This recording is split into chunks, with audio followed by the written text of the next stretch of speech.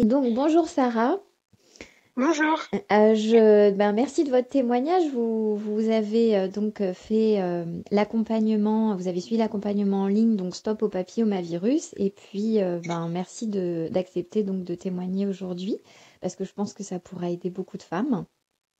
Oui, effectivement, je pense aussi. Et donc, alors il faut que je vous demande donc quelle était votre situation avant de faire cet accompagnement. Alors, ce qui s'est passé, c'est que j'ai été faire un frottis comme je le faisais chaque année. Et il s'avère que il n'était pas négatif, enfin, il n'était pas normal. Ce qui s'est passé, c'est que j'ai eu je crois que c'était SIN 1. Donc oui, une signe de Bagrade, une lésion en fait de Bagrade, c'est ça? Voilà, c'est ça. Du coup, bien sûr, j'étais dans un état de panique totale, hein. J'étais à deux doigts de faire un malaise tellement j'ai été choquée de cette annonce. J'avais vraiment eu très peur parce que pour moi, papillomavirus, c'est directement cancer. Donc j'ai vraiment eu très très très peur. Donc j'ai appelé ma gynécologue en urgence. Elle m'a reçue en urgence. Et du coup, elle m'a envoyée chez un autre gynécologue qui pratique la Co- colposcopie. Ouais. Donc j'ai été au rendez-vous. Donc c'est un rendez-vous dans lequel on est examiné. C'est douloureux.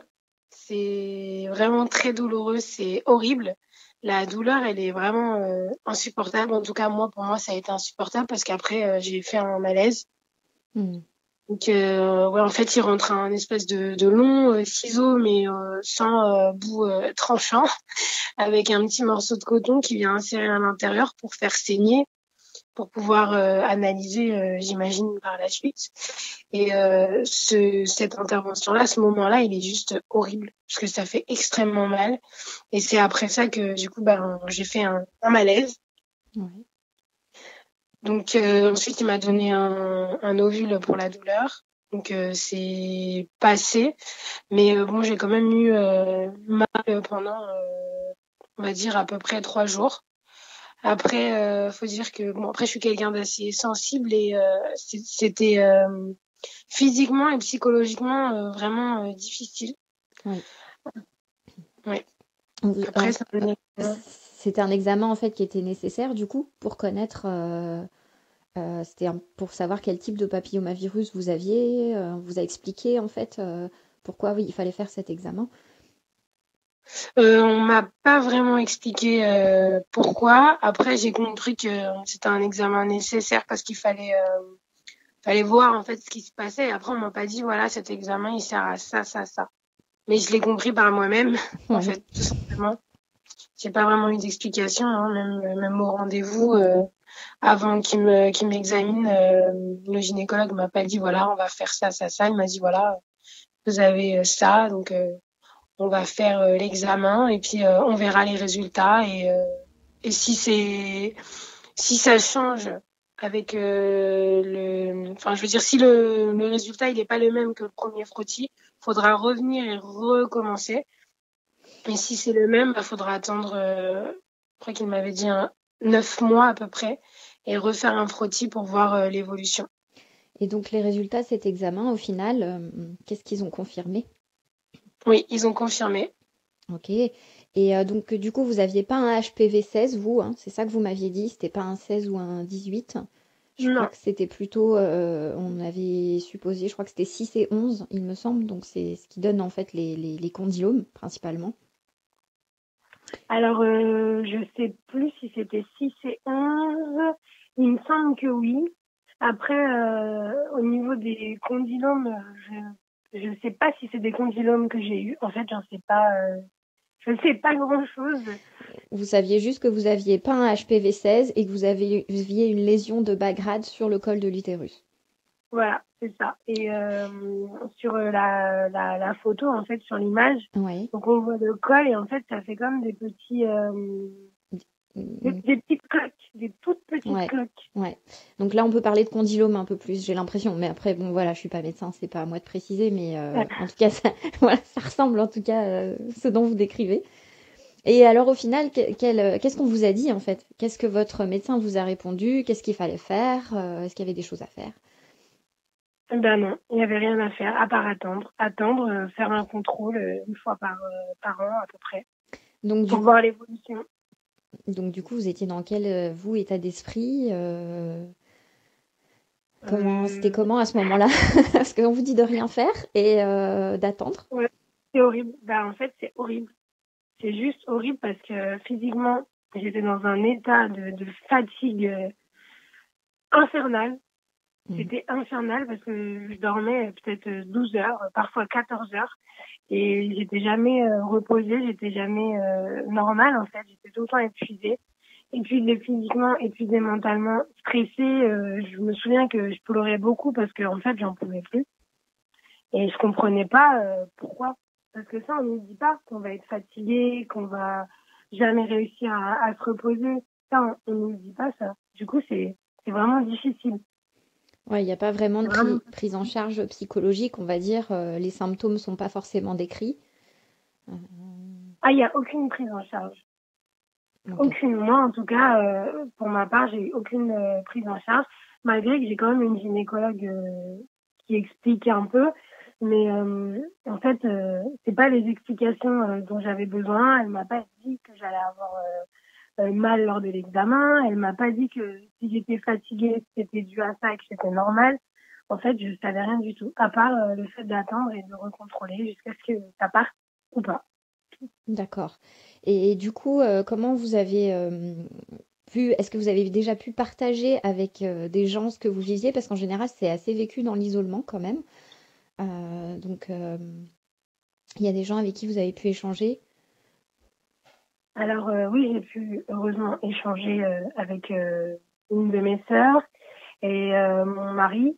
Alors mon mari là, il m'a beaucoup soutenue, donc ça c'est bien. Je pense que j'ai eu de la chance de ce côté-là. Et j'ai aussi pu discuter avec ma sœur, donc qui m'a recommandé de faire des recherches. Hein. Et c'est elle qui m'a parlé du coup de vous. Et en regardant les vidéos sur YouTube, en cherchant en fait, hein, j'ai vu votre formation. Et c'est là que je me suis dit, bon, pourquoi pas essayer après tout, j'ai rien à perdre. C'est naturel, ça peut pas me faire de mal.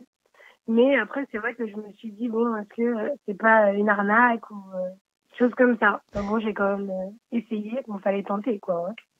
D'accord. Et du coup, qu'est-ce que vous avez trouvé donc dans cette formation, dans cet accompagnement?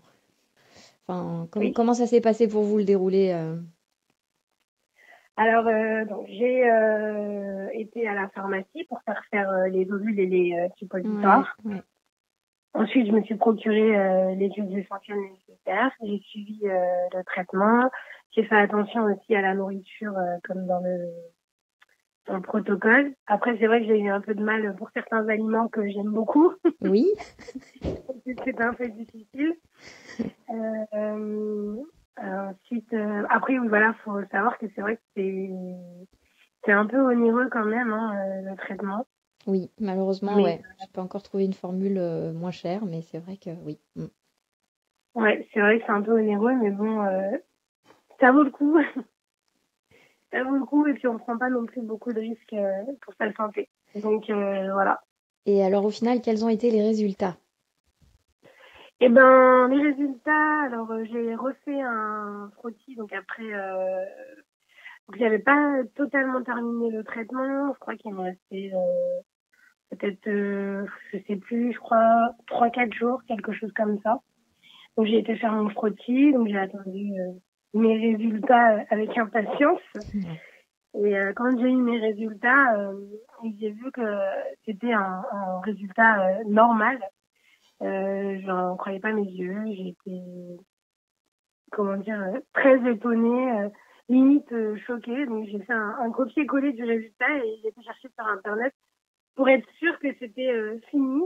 Alors que c'était écrit noir sur blanc, normal, mais j'ai tellement été paniqué, j'ai tellement été mal tout ce temps que j'avais besoin de le voir, d'avoir une deuxième confirmation pour être sûre que c'était vraiment fini. Oui. Et c'est vrai que quand j'ai pris le traitement, au bout de environ 15 jours, j'ai senti comme un regain d'énergie. Je me suis sentie moins fatiguée, je dormais moins, j'étais plus reposée, je me sentais mieux en fait. Ok, super. Ouais, vous l'avez vraiment perçu dans votre corps.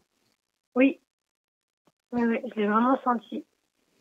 Ok, génial. Et du coup, est-ce que depuis ça, en fait, est-ce que bah, du coup, vous avez mis des nouvelles choses en place dans votre quotidien? Est-ce que cet accompagnement, du coup, ça vous a permis, plus que le résultat bénéfique, est-ce que ça vous a apporté aussi d'autres choses dans votre quotidien? Alors oui, parce que du coup, c'est vrai que maintenant je fais plus attention, on va dire, à ce que je mange, aux médicaments que j'utilise. C'est vrai que je suis plus euh, tentée d'utiliser des huiles essentielles, des choses plus naturelles, des choses plus saines.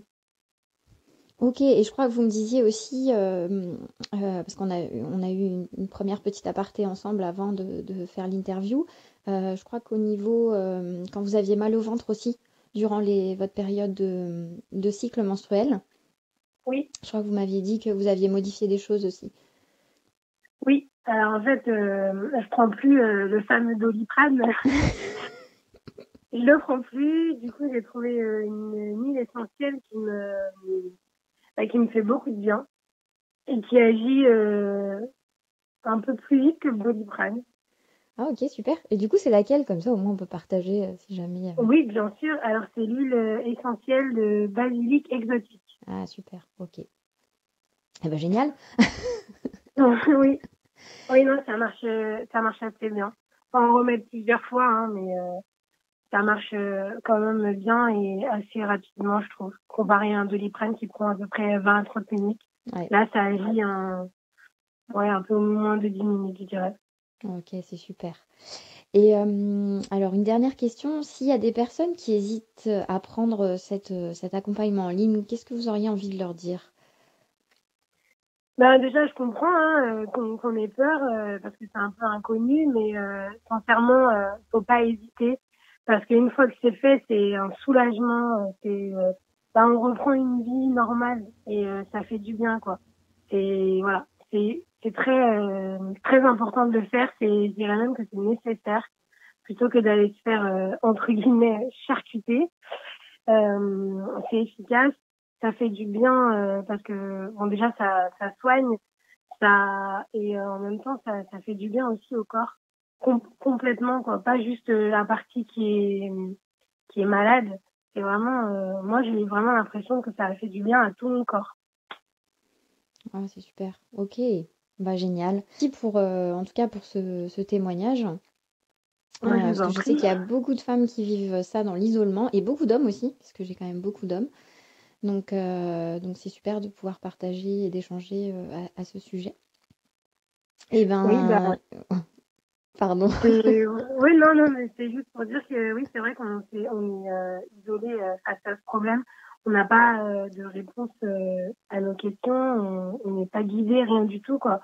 C'est vrai que c'est difficile et ouais je pense que c'est quand même important d'avoir des gens qui ont vécu ça, qui en parlent parce que ça aide, ça soulage et ça permet d'avancer, de se prendre en main et ben, pour le coup là de suivre ce traitement qui est vraiment vraiment très efficace.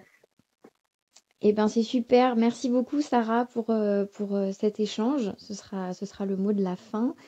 Merci du partage. Et puis bah, du coup on reste en contact, hein, donc soit on se verra sur les lives ou pourquoi pas se voir en vrai à l'occasion. Qui sait. Oui, pourquoi pas.